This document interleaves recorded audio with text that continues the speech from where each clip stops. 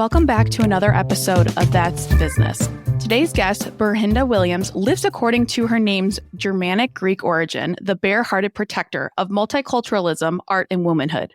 She focuses her energy as a femolutionary poet, teacher, author, television and film producer, host of the podcast Soul of a Lead Her, youth advocate, and public speaker. With a passion for culture, community, and connections, she has served as a host, coordinator, and marketing professional for innumerable cultural enrichment events, including her involvement as a poetry, programming consultant, and mistress of ceremonies for Ford UAW Women's Expo. Williams has served as a guest lecturer for Detroit Creative Mornings. She's been a keynote speaker and moderator for events centered on women's issues and advocacy. Bilingual for more than 20 years, she has served on several panels and most recently was a featured poet for United Way's Financial Wellbeing Innovation Challenge launch event and served as a keynote speaker and poet for Toyota. Williams also has several media credits that include her work as a CW, 50 community correspondent, poetry, pages, and scribes co-producer for Channel 15, and consultant for the spoken word documentary televising a revolution of spoken word in Detroit. Williams is also an alumni for the Secret Society of Twisted Storytellers, the Vagina Monologues, and Listen to Your Mother. As a Wayne State University graduate with a bachelor's in Spanish and minor in international marketing, she lives her life in color. Ber-Henda, how do you have time to do all of this, first of all? I think you are the most impressive guest I've had so far, but how are we doing today? I'm doing well. Good. I am so excited.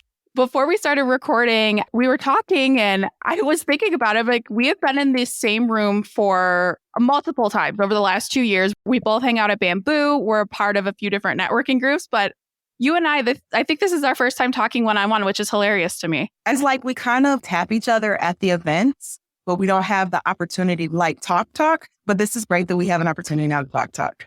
I am so thankful for it. I know it's always like, oh, Mondays are crazy when I go to Coterie and it's always my crazy day, but I'm so thankful that we found a time to sit down together. So before we dive into the incredible work you do and just feel good about amazing things that you're working on, throwing it back, what was your childhood like and what did you want to be when you grew up? Wow. I often think about that because I do a multitude of things, but I think even then, I did a multitude of things. So if we go all the way back to kindergarten, I used to produce shows for my parents. So like theatrical shows. So like my sister and I would do costuming and we would lip sync and we would dance. We put on a show. So like after dinner, we put on a show for my parents, but we would come home from school and like, I was so like complete tourist about it. We got to practice. We got to rehearse. We have to, lipstick, hair, make like it was a whole thing. So we would rehearse after school. Whole production. Oh yeah. Rehearse after school. And then put on the show after dinner. And then as I got into, high school, I think that's where maybe like the leadership pieces began to emerge because I was the president of the Black Awareness Club. I was president of choir. I was president of the dance troupe. So art, was always there and always present. And culture, of course, was always there and present. And then I did like a lot of speaking in church. So the thing that I'm doing now, I think is just kind of like a continued unfolding of what I was doing when I was younger. I absolutely love that because I feel you are one of the few, I don't know, because this has been the reoccurring theme on the podcast lately, that you started what you were doing when you were little. I mean, even throwing it back to dinner entertainment with your family, but how was your family's support? It seems like you had a lot of great support early on, but moving into, this awareness and that creative side of you, because I think you are the first poet I genuinely does this as a job that I've met. And it's so exciting. Wow. Thank you. So I think for my parents, I think anytime you grow up ethnic, or, in my case, as a Black person, there is this need for you to go to college, get a good job, pay the bills. Mm-hmm. And your creativity, well, at least I wasn't besmirched for it, but it was definitely like, okay, so you're going to do what? You're quitting your job. You're quitting your teaching job. Well, what are you going to do for benefits? And I'm like, well, benefits matter more to you than they do me. Right. Let me back a little bit. So this is like my third incarnation of like entrepreneurship. Oh. Yeah. So this is like take 3. And I think for me, the defining moment was I had gone to, in 2019, I think maybe 8 different funerals. And after you kind of hear over and over and over again someone's obituary, I know, right? you hear more about how they lived. And I said, knock on wood, if today were to be my last day, am I living fully up to my potential? Am I really living the thing that I'm passionate about? And while I'm passionate about youth, and as you read, like, I'm bilingual. So, hola mi gente, mi idioma segunda es español. I love the language and the culture, but there was still this sort of yearning for something bigger, for more. And then I said, well, I could always go back to this. But what I cannot go back to is the unknown. Which is true. Yeah, I can go back to the unknown. So let's flesh this out. And literally, when I put my resignation letter on my principal's desk, I came back to my classroom. I had an invitation to do poetry for Rashida Tlaib. Shout out to Rashida Tlaib. I love you, girl. So she, her people reached out. Hey, can you do poetry for her inauguration? I'm like, yeah. Yeah. So can do that. Did I know? I didn't know this. Oh my gosh. I will have to send you the YouTube, but yes. I don't think I did. Yeah. No, I did poetry for Rashida Tlaib and the squad. So last year was myself and a poet from my girls' organization. So shout out the Power of Girlhood, and our sister organization, Figure Skating in Detroit. We did poetry for the squad at Cass Tech. Yes. So it supported me in the faith, because I literally did not know, I'm going to put this resignation in. I was coaching, kind of. I was choreographer, kind of. So like everything's like kind of, maybe, sort of. And I knew that there was never going to be a perfect or right time, but there's never a right time. There are better times maybe than others. But if I'm waiting for everything to be perfect, I think they say like save up like 6 months salary or a year's salary before you quit. I did not have that. Me either. Yeah, I just didn't. I didn't have that. But I also knew that there's going to be an inward collapse that I just couldn't afford if I stayed where I was at. How long were you teaching for that you quit in 2019? So I've been teaching, I think, on again, off again for about a decade. Oh, wow. Okay. I left teaching for a little bit to go into nonprofit. And I think that's a whole other show in and of itself, like just the nonprofit world. We'll bring you back for another one. Yes. That's a whole other topic. Sometimes we think that when we're doing things for people, it really is for people. There's a whole shadow side to, I think, every industry. So I came back out, went back to the classroom because it's always like this unfoldment and better understanding yourself. What I enjoy truly is the front facing work of like being in circle, like with girls, or being in community, like with the students, and like hearing their voices or hearing their writing in some cases, being able to affect change. Because when we look at the way things are set up systemically, like it's a lot for like one person to try and undo. But when we can do it in community, because I'm such a community person, like if we do it in community, I feel like that's the way to approach everything. Healing happens in community. Creativity happens in community. Like all the shifts happen in community. So let's be community. So so coming back to the classroom piece, I think up until 2019 at that point, I think I've been teaching consistently for almost a decade. And I cried all the way to work, cried when I left work. I felt like this sense, this sense of like when I would get off, like a freedom. I got what they call, the Monday scaries. Like I would have horrible anxiety on like Monday morning. Like I'm an imposter. I don't belong here. They're going to find me out. And I'm realizing I'm a weirdo, like when you're strange and different. And I mean that with all the love possible, because I'm sure that there are other weirdos that are out there, like totally listening. Is like, right, you're a cool from Whoville. Like you got to find your other who's. Right.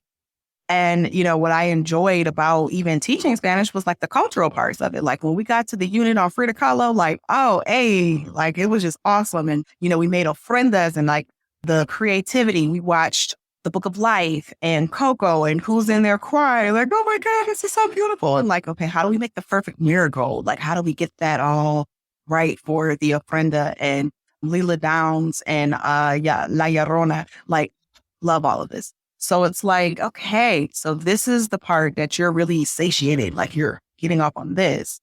Then maybe this is the thing that you need to go off and do. Like I love, reading about Mexico, but it's like I love actually being in the Yucatan. Like I want to be there, personally want to be there. So We can read about it or we can go be about it. And so for me, I just kind of rested on what is that poem? What will you do with your one wondrous life? Ooh. I know, right? Mm-hmm. Ooh, that's heavy. That's a good heavy, though. It's a good heavy.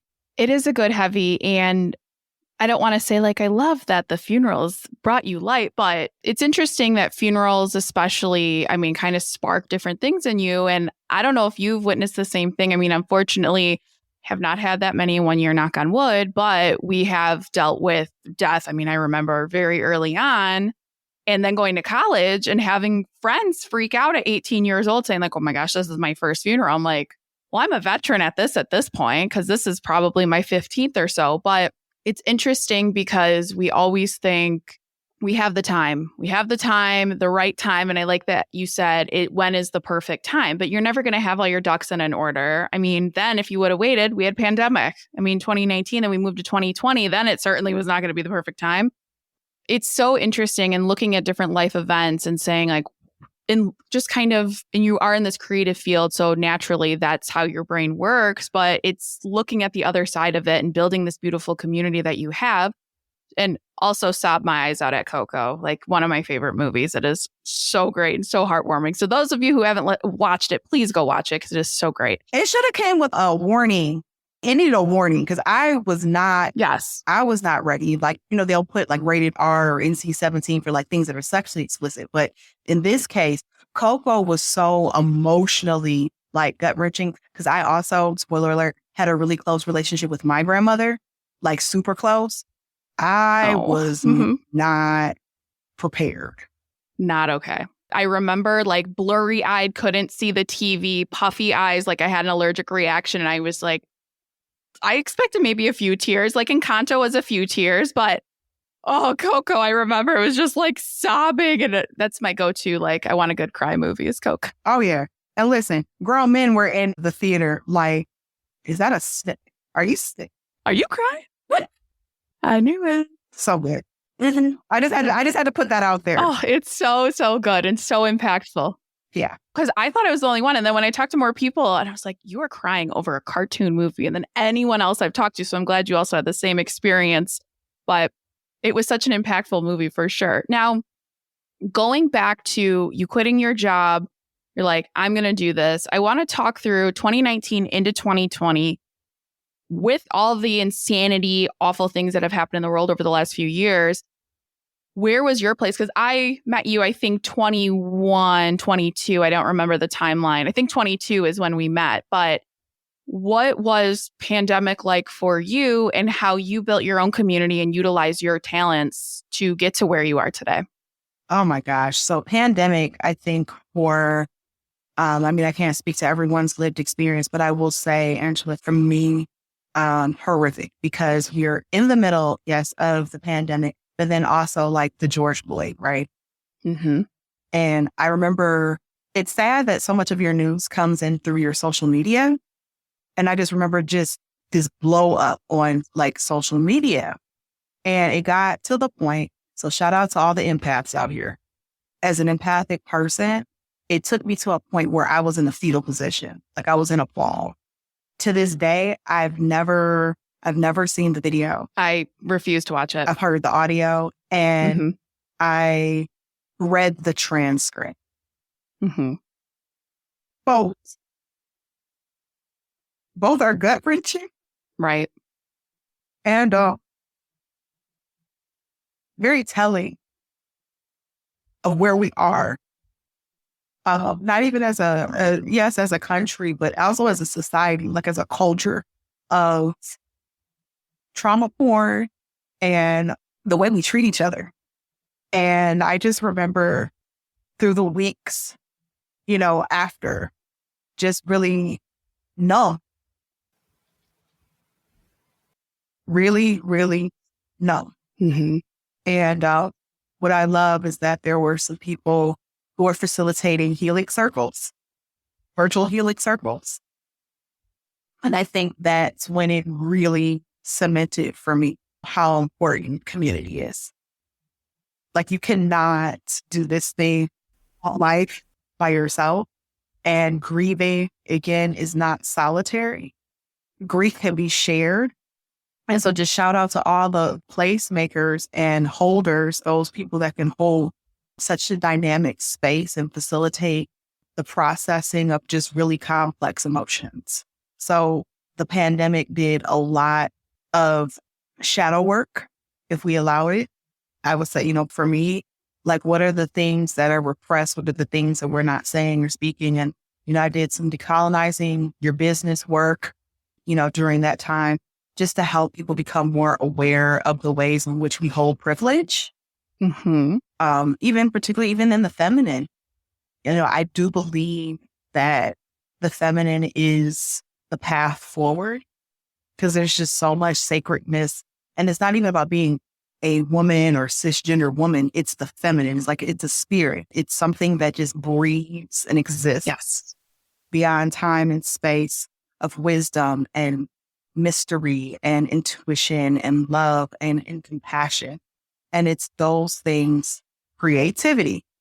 It's that womb. It's that place that things are birthed and nurtured. And so what does the society look like when it's properly incubated? How does it benefit when it's nourished and when it's heard, when it's witnessed, when it's healed? Well, I think the pandemic for me also was just like a lot of truth telling, both external and internal, because that's the only way that we heal. So since everybody had to go to their collective room for about 3 years, as we emerge, are we different? Are we better? What has come up? How are we going to move forward? How are we going to treat each other? But also, how are we going to treat ourselves? And it's important too. I mean, it's just so hard to explain because PTSD from it all, absolutely. And if you didn't come out with the more appreciation for your community, for your people, for those that breathe life into your soul, not to be cheesy, but it does. I mean, I was living by myself at the time and it was awful. Not to compare to anyone else's situation, but it was awful. I mean, going to my mom's house and waving to her, being, distance away because she has asthma, didn't want to do anything to harm her or anything. But I don't want to say if you didn't come out with a new perspective, it's wrong. But I do kind of feel that way I have much more appreciation. I do have a much more appreciation to meet incredible people like yourself. But what community means or what people mean to you, I don't know. I can't even explain it because I have so many thoughts racing through my head right now and just thinking back to how 2020 to 23 was and how just traumatizing. And as an empath myself, it was. And it's trauma porn is the perfect way to say it because it's true. And I love social media and I also hate it because, you scroll through and like, oh, I didn't expect this video of someone dying by suicide, or I didn't expect this video of awful X thing happening or police brutality that we see all the time. Love that for evidence, but it's just, you're not prepared for what you're going to scroll through and there's no words to put behind it. I mean, there's no words. I mean, we have to be on it being business owners and you're like, you need to be on social media, you need to post, but at what cost sometimes when it gets down to that? Now, with all this happening, because a lot of people do talk about community, it is a common topic. And I love that you talked about what femininity means, and it's not, had what you said, but what does that mean in kind of embracing the femolutionary, I think I said it right, of what that means to you and how you embrace it in your everyday work you do? So just looking at my own lived experience and growing up in a community which is strong women, I have like I said earlier, how close I was with my grandmother. My grandmother came to Detroit by way of North Carolina, then New York, and then Detroit. Very interesting journey.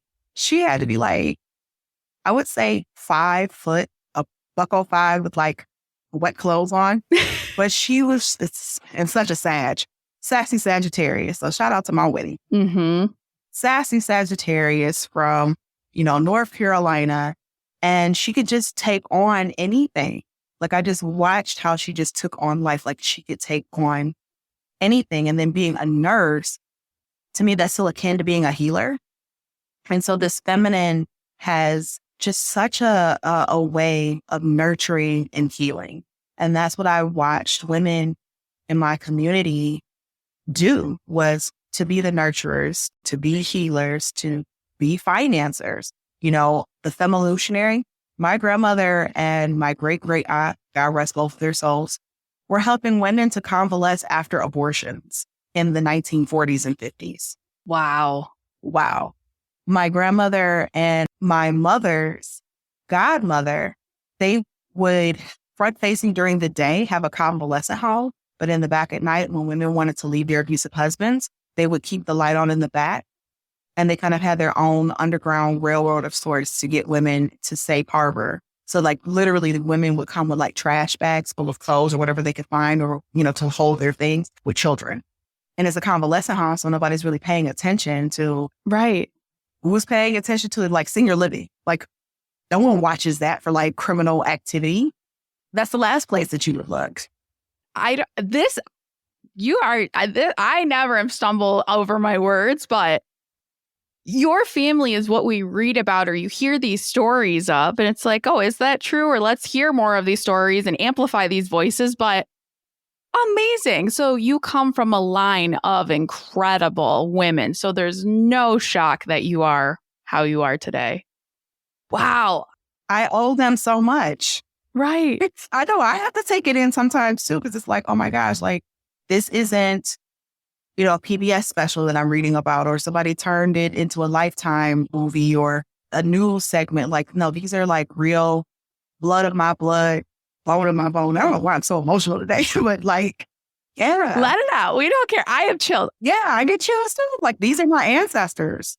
I was sweating. Not that you need to know this, but I was sweating before this podcast and I'm just like chills all over right now. Like, how incredible. I mean, wow. So not to take away from you, but I want to know selfishly, what kind of other stories did you hear growing up? And oh my gosh, or what other, rest their soul, of course, but their souls, I should say, but what other incredible stories or how did that impact you? Because I know for me personally, my grandmother I'm very close with, I will be absolutely destroyed when she goes, but she grew up, worked for Mishcon before it was DTE, and she's badass, actually went to college, which was unheard of for her day and age. So I have such admiration for her. And I remember hearing those stories. I think I was in middle school. I had to do like a My Hero thing, and I was interviewing her and I was like, I didn't know that. Or I interviewed my mother for Mother's Day just this last year, and I found out more things. I'm like, I've known you my whole life. How did I not know these things? But back to you.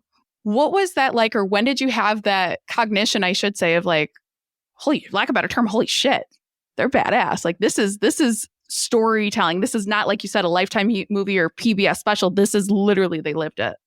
You know, I don't know when, but I will say I was just in casual conversation and I watched the person that I was telling it to, and they're like, or they can't see our faces, but like eyes begin to like widen, mouth becomes agape. And I'm like, yeah. And it's like, no. Not, oh. Yeah, like that's kind of a big deal. I mean, seriously, to be challenging the system, and I mean, of course, challenge the system now for women, right? Because I mean, we're very much facing the threat of, you know, reproductive rights. So it's not like any of this is new, but we're talking about at a time where there were women, and let's add to it, there are Black women, they could have been murdered. 100%. Like if people found out what was happening, they could have lost their lives. The doctor, because I mean, this was all under medical supervision. My grandmother was a nurse, so she was working with the doctor that was performing these abortions. They could have lost their license. License, jail, I mean, whew. Jail, all of it, right? My great-great aunt's like an accessory because it's her home that this is happening. Or, you know, the husband finding out that this convalescent home was like, took my wife away. Like, I'm looking for her. And even though I've been beating her for breakfast, lunch, and dinner, she's property, right? We're dealing with that era of I own her. So she has, what was it, like the 1970s that women could have their own like bank account? Oh, I think like 70s or 80s. Crazy. Yes. Yeah, crazy. And then it wasn't until the 90s that it became outlaw for a man to rape his wife. Mm-hmm. So just to really contextualize this is happening in the 1940s and 50s. And anybody that watches Mad Men, what era, and then we're adding, layers of, racial identity. Yeah, it could be certain death, but yeah, I've got all kinds of stories of like women owning property. Like, who does that? Like, yeah, women owning properties, not just property, but properties. It's really extraordinary. And I think that's the place that I have to often go, especially when I become afraid to do something new or, kind of light my own path. I have to remember that I come from women who have been, lighting their own paths. I mean, that's something to leave North Carolina by yourselves. It wipes you out. It does. My mind is just like, I have so many questions. But no, all of these like women's rights, I just learned this a few years ago. I did not realize it was, like marital rape being a thing, like you mentioned, 1990s, or the credit card or credit score, all these things that prohibit people in different socioeconomic statuses. This is in our most of our lifetimes. Like, this is not, this was like hundreds of years ago and this didn't happen. That's right. If you still have your grandparents, your parents around, it is in their lifetime, depending on your age. But I went down a rabbit hole because I learned this for my master's degree. And I was like, no way, this has to be wrong. I had to step back because empath here was like, I think I ended up like just getting so beside myself and upset. And I think I did call my grandmother and I was like, this seriously was a thing? And she's like, oh yeah, I'm going to bring her on the podcast one of these days to tell some stories. But you should. Yeah. It's just wild when people are like, this is long ago. This isn't a problem anymore. Do your research. Do your research and know these things. You can live in a bubble. Great. I know we would all love to live in this happy society and everything's great and nobody has any problems and everyone has equal rights, but we're not there. We're not even close to there. And people do need to educate themselves. I won't go on a tangent, but back to you. You're stumping me. This is my first time, Ber-Henda. I never get lost for words, but I am just so intrigued. I have 5,000 questions about you and your family and everything. So we'll tune it back to you, of course, because badass women you come from, that is clear. And you are a badass yourself. So I want to go back to you getting invited to do poetry, and I want to see the YouTube video, include that so listeners can view it. But how did that feel when you literally turn in your resignation, you have an invitation, and what was going through your head when it did happen? I think I cried because it was a manifestation to me of faith. Because seriously, it was, I forget the passage, but there's a scripture that says that faith is the evidence of things not seen, but there's like a thing that you can feel. And, whatever you are on, the spiritual spectrum, God, goddess, universe, source, whatever you yourself call it.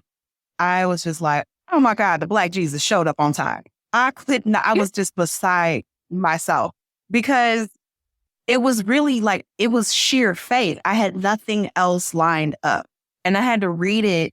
I had to read the email like 5 times to see if this was real. Because I think also attached to it was like, oh, well, what is your fee? And I'm like, excuse me? And of all, there's no shortage of talent in this city. We are blessed to be in an area where, it's just like, I was sharing with someone else earlier today about, I don't like going to karaoke here because everyone can sing. Like, this is not the place where people cannot sing. Oh, don't tell me that. I'm going tomorrow. Well, depending on where you go. I can't sing. Okay. But it's all good. It's my first time going. I can't either. Sing. It's fine. I'll be the one.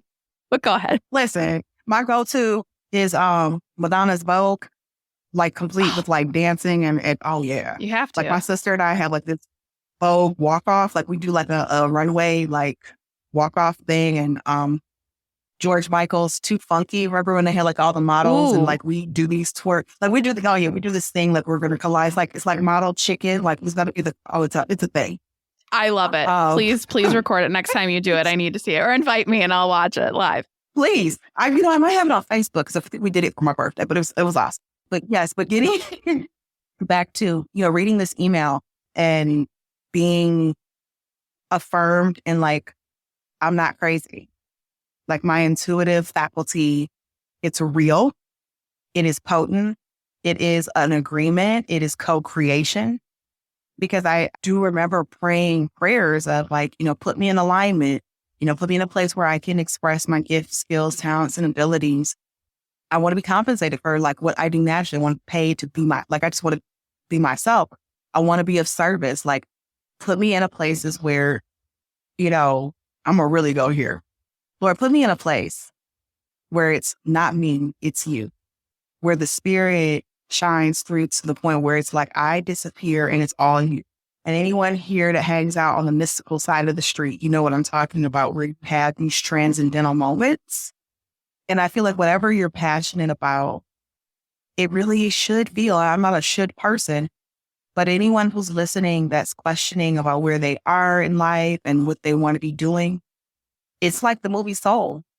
When I think jazz is probably a jazz improv, I think, is the perfect demonstration of having a spiritual encounter. It's like your mind and space just all disappears. You go into this heightened state of just euphoria that you forget yourself. You forget where you are, and something bigger than yourself comes in and just completely takes over. And for me, if it's not going to be that, then why do it? Like, I don't want to just do something or a paycheck or just do something because I'm bored. It has to fill my soul up. And this is what I, do. Like, I'm a soulful, coach or soul coach for transformational leaders, because you want to be on the planet, at least I do, as a person that is a formidable force for good.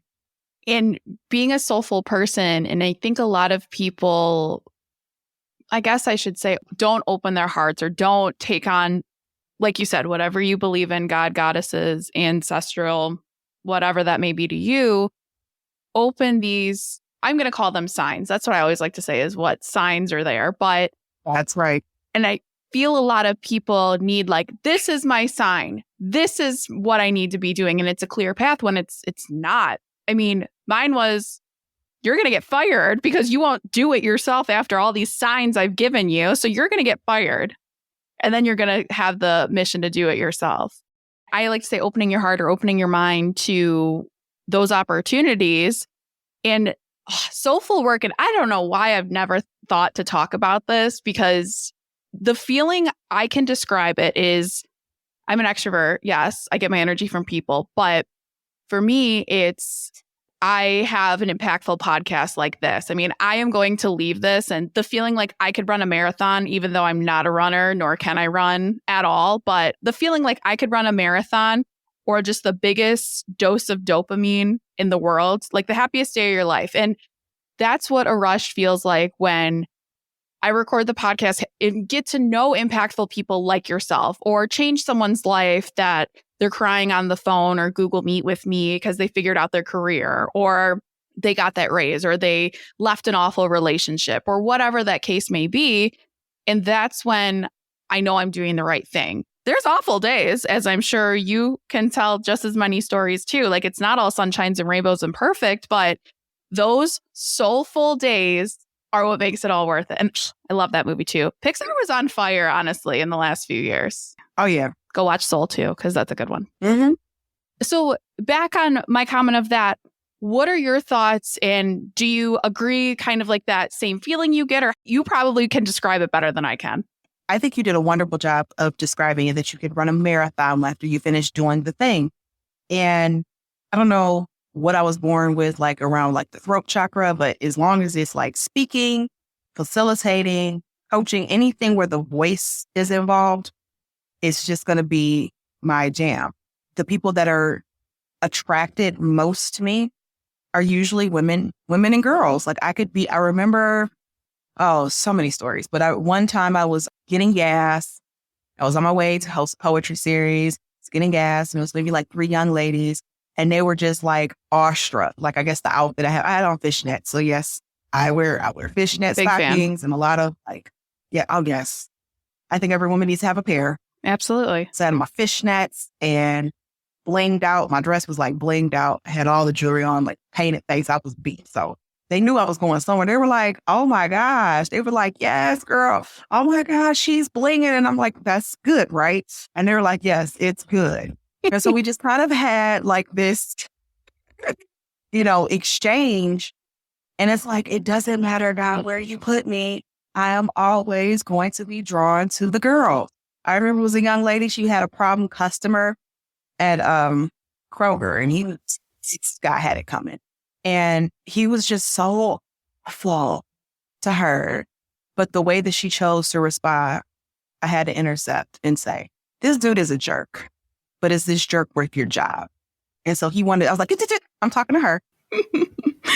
Yes. Do you want him to be the reason that you lose this job? Is this going to feel good right here in the moment?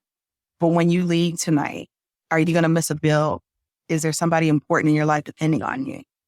Just think about it. She had a moment. I said, just go ahead and check. He's a douche. Go ahead, check him out. And I went and talked to her supervisor, after I hope that she doesn't lose her job. He had it coming, but there's also an etiquette here. Right. I understand that there's a way that we talk to customers, but I witnessed it. And I don't know if she's had other episodes like the attitude or whatever, because it also hurts my soul too, is that with women, and then particularly women of color, why don't we get to express our anger? This guy was being a jerk, like full stop. Mm-hmm. And because she's a cashier, does that give you the right to talk to her like she's not a human being? Right. Sure doesn't. No. But how many of us have been in a place where, you've been the recipient of just really bad behavior? Oh, it's for no reason. Right. Right. Oh, I am one that I love confrontation in the nicest way. So if someone's being rude, I have told people off at Kroger and Royal Oak. I have told people off on servers' behalf as the customer. Oh yeah, I have no problem with confrontation, but it's such a difference in being the way that I am. It's hard working for a corporation, and there are so many people that are just awful human beings. I mean, my uncle owns a bar. I help him out with it in Warren. And it's just like some people think, oh, I could be rude. You're just a server. Little do you know, I have my own business. I have my own podcast. And for the most part, people are pretty good. But it's the ones that's like, oh, sweetie, go do this, or oh, go do that. Not just me. And I'm like, I have no problem treating you how you deserve.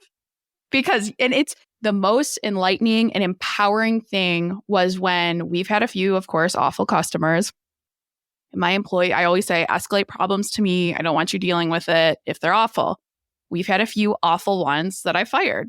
I straight up said, you are disrespectful. You are not worth my time. Customer's not always right. Anyone that disagrees with me can fight me, but the customer's not always right. They are not. And it makes you think back to all the times, whether it was a parent going after a teacher, whether it was an awful customer in a grocery store, at a restaurant, in a corporate job. I mean, any client-facing job, most of them are, or an awful team member or boss, and all the managers and owners that refuse to do anything about it because we need the money. They, quite frankly, don't care about me as an individual. And that's not right. I mean, being a business owner now and having incredible employees that I quite frankly would do anything for, it just shows how much those people did not care. I know I'm going on a rant. I don't even know where I'm going with this, but it's something I'm very passionate about because I think everyone should have to work in hospitality, food and beverage, or retail before you graduate high school so you can learn some manners and respect for those that do. Which brings us back to culture. Yes. These are the agreed upon norms, values, and behaviors that we as a society deem as acceptable. And in our society, like these bartenders, cashiers, anything where you're in customer service or retail or any place, even on the phone, there is no reason at all for anyone to be the recipient of your bad behavior. No. Full stop. Full stop. I think it's interesting too because, and I can't speak on this, but even people that make comments and think they can get away with like, I can't even think of ones, or like mispronouncing names and think it's funny, or just like, oh, I'm going to call you this instead. It's like, that's not my name. And it's so disrespectful. It's not. And there's a way to be respectful about everything. I mean, I confirm with every single guest, is this how you pronounce your name? I apologize if I screw it up. I did the same with you. And I, of course, pronounced it wrong like the awful person I am. But it's just, there's ways to be respectful if you're uneducated on a subject, if you don't know about a certain historic event, or if you don't have your facts in line. And it's like people like yourself, but like, let's have the conversation. I love having conversations. I love going to events. I love celebrating holidays I don't know anything about. I'm like, teach me. I don't know anything. Let's tell me what to do. What are your comments on that? Because you could speak to it better than me. Oh, wow. I mean, there's a lot to unpack there, but I definitely will say we can just start, for the sake of time, we'll start with the name. Mm-hmm. As a bearer of a full-bodied name, there is nothing more disrespectful than, is there something else I can call you? No, there is not. Because anything else that you could call me is intimate and requires at least a decade worth of relationship. Right. We do not have that history. No, you cannot call me something else. Do you have anything shorter? Again, not that you can call me. Right. You're not in a place to make someone else feel comfortable. Like that's not your job or anyone else's job. Learn someone's name, learn someone's what they're into, what they celebrate, and don't just assume. I mean, I know so many people get up in arms about, oh, well, I don't care. I'm going to say Merry Christmas. It's like, what's the difference to just say Happy Holidays? Or just like, do you realize how many other people celebrate different holidays that aren't Christmas? I know we're only taught Christmas. Jesus wasn't born in December. I know they're going to come get me for that one. So let's do the math here. Right. They're going to fight me for that. So yes, my thing is, especially for those that won't acquiesce to that, love, true love, is not keeping score on being right. Do you want to preserve and create a relationship, or are you hell-bent on being right? And this is in any relationship, right? There comes a point, if you want to preserve the relationship or even create one, do you have to be right? Nope. That's up to you. Because look at what's at stake here. Right. Going back to your comment with the cashier. Do you want to lose your job over this? Think of your next step. In the moment, like you said, feels right, but do you want to be right? That's a good one. Oh, yeah. Because it's going to feel good to cuss and clean out. Like it is going to feel good in the moment, but the moment's going to pass. And are you going to need another job? And, are you going to give reference check? And then, depending on, what kind of where he's coming from, is he going to press charges, because he felt assaulted and threatened? Like this can escalate to a level. Right. Yeah. I think we just need a 3-hour podcast because I feel like we've only scratched the surface. I'd love to come back. You are going to come back because there are so many things I want to talk about. But I would, again, love to keep talking, and maybe we'll section off pieces of your life and we'll just have the Ber-Henda series. That's what we're going to do. We'll do 1 through 5 monologues. It's great. I want to talk about your podcast and all the great things you're doing. So what are you doing, let's say, in the next 6 months to a year where listeners can follow you, work with you? Tell me about yourself more. What are you doing right now and in the next year? Right now, immediately, anyone who's listening, go over to berhendawilliams.com, click on the tab that says podcast, and please, wherever you listen to podcasts, you can listen to Soul of a Lead Her, she who lives and works from the soul. So that's like immediate. I am the executive director of the Power of Girlhood Inner Voice Project. So we have a magazine coming that has been produced for and by young women. Shout out everyone on that whole team is 25 and under. Wow. Yes, 25 and under. I'm talking about production, laying the content out. So I'm super excited about that. So that's coming. And, we're talking about next 6 months to a year. I would definitely say for your listeners, hire me to MC your event or facilitate workshops. I love absolutely, especially going into, organizations to talk about the power of empathic feminine leadership, because I really believe that we're just at this really critical crossroads in our humanity where we need to have not just more conversation, but more conversation that moves and inspires us to action. So what does that look like to have an inclusive workspace? What does that look like to really have a diverse and inclusive team and center belonging? So yes, that's what I'm doing for the next 6 months to a year. Please come over to my website and sign up for my newsletter, and you will be up to the minute, and you'll also get a free gift. So for those of you who are empaths, there's a quiz there and toolkit that will help you hone and use your empathic gifts. Ooh, I know what I'm doing after this podcast. Thank you. Amazing. Now, as we wrap this up, what advice do you have for listeners? Get in touch with your soul, because that has all the answers. I don't care what kind of branding strategist, expert, coach, guru, nobody knows better than you. Get to know yourself. Really sit in a space where you can maybe get quiet. If you don't know what questions to ask, the universe loves questions. And if you can just answer this one, it'll kind of take you down the rabbit hole. But you can ask, what is mine to do? Ber-Henda. Wow. I feel like I could run 5 marathons after this one, but you are just incredible. Thank you so much. Listeners, you're listening to this.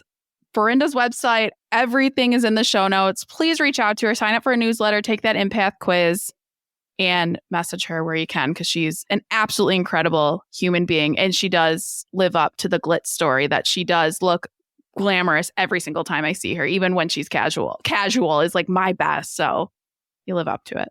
You're amazing. Thank you. So are you, Angela. This was a lot of fun. So I'm going to go.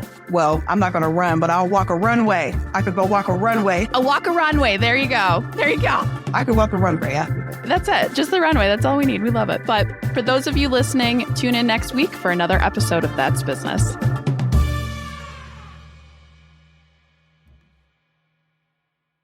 If you're looking for a career change and you're not sure where to start, the Resume Rescue can help. Sure, there's no such thing as the perfect fit for everyone, but here at the Resume Rescue, we're on a mission to find the perfect solution for you. Whether it's changing careers, updating a resume, learning LinkedIn, or practicing interviewing, we have you covered. Find us online at theresumerescue.com and find all of our contact info in our show notes.